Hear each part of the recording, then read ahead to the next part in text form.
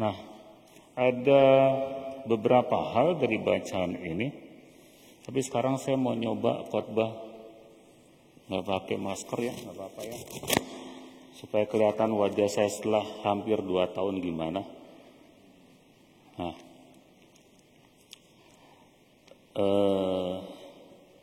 yang pertama, saya tuh dari dulu agak ganjel dengan kalimat ini. Bukan kalimat sih, kata sebenarnya, tapi saya kutipkan kalimatnya. Seumur hidup, hendaknya engkau dan anak cucumu takut akan Tuhan. Saya agak ganjel, kok sama Tuhan takut gitu ya. Dan itu kan sering tuh ditekan-tekan gitu. Ada banyak pengikut Yesus ya, tapi kebanyakan sih bukan Katolik. Kayaknya sih kalau Romo-romo agak jarang yang ngomong takut akan Tuhan tuh, jarang kayaknya kalau Romo-romo. Nah, buat saya itu agak ganjel, sama Tuhan kok takut.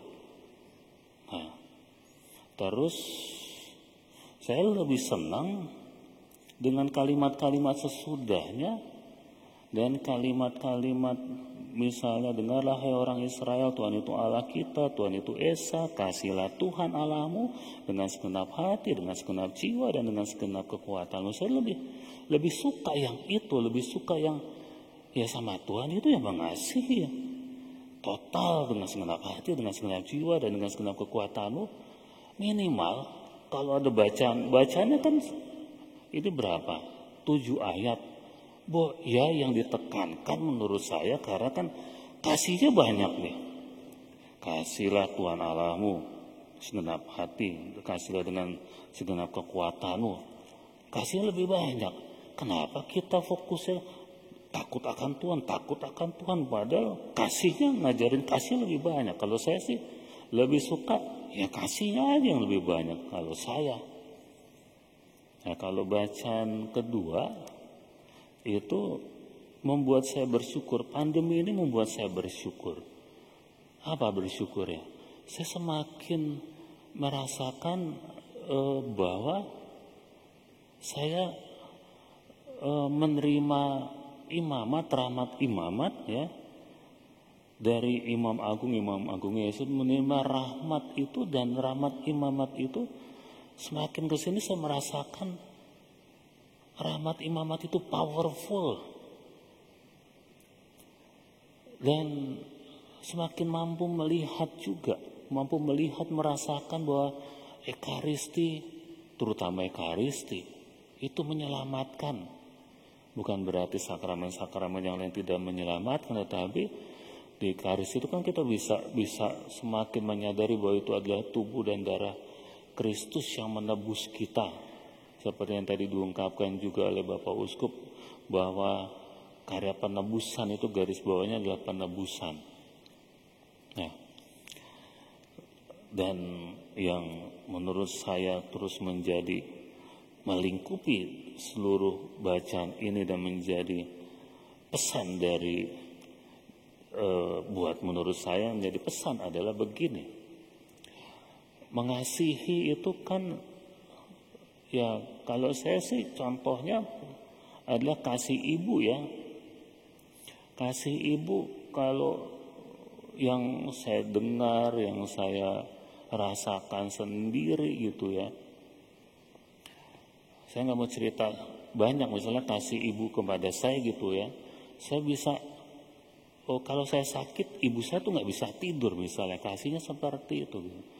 Atau kasih dari seorang ibu yang dia lagi sibuk masak atau apa gitu ya, terus anaknya ada di kamar gitu ya. Kalau zaman sekarang sih keren, bisa ada kamera untuk memantau suara gitu.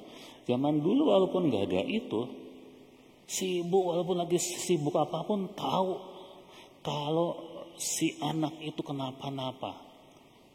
Karena apa? Karena kesadarannya, awareness-nya itu fokus kepada si anak. Dan menurut saya, kasih yang diungkapkan di dalam kitab suci seperti itu, kasih yang lagi ngapain gitu ya, tapi perhatiannya tetap kepada Tuhan gitu ya. Walaupun dia punya aktivitas macam-macam. Dan itu juga diungkapkan oleh Paus kita ketika Paus itu ditanyakan, bisa nggak sih menjadi orang kudus, orang suci zaman sekarang ini?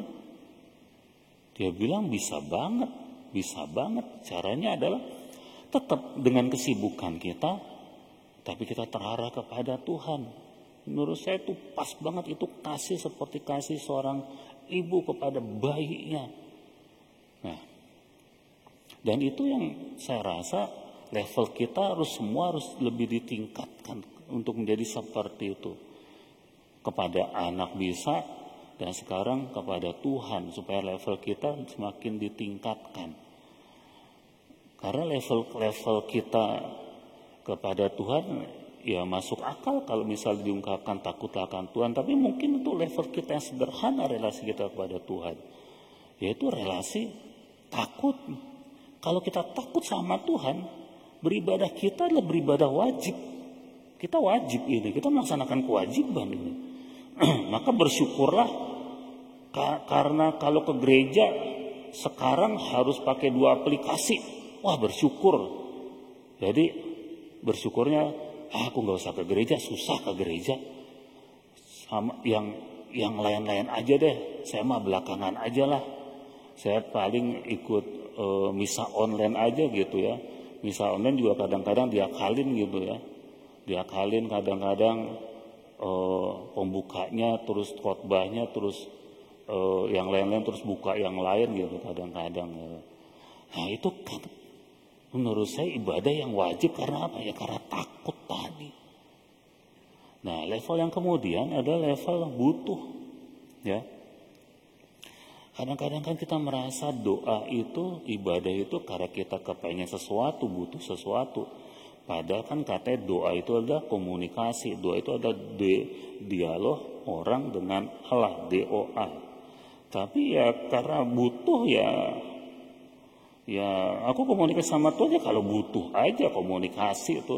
Kadang-kadang nggak sadar Tuhan udah mengabulkan, tapi karena aku banyak ngomongnya, banyak mintanya udah dikabulkan, nggak sadar. Nah, kasih yang diharapkan di dalam kitab suci adalah kasih yang beribadah, berdoa itu karena kasih kepada Tuhan seperti kasih kepada seorang ibu kepada bayinya, kepada anaknya, yang kesadarannya terarah kepadanya terus menerus. Lalu kasih yang seperti ini kasih seperti orang jatuh cinta sebenarnya. Orang jatuh cinta itu, saya so tahu banget ya ngomong cinta gitu ya.